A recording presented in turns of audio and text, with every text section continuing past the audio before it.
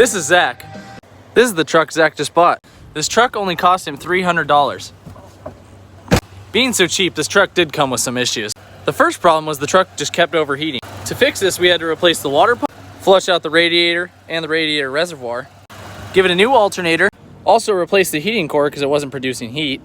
Oh, and it also needed a new serpentine belt. Now Zach's a happy camper. Total out-of-pocket cost for this project was $700.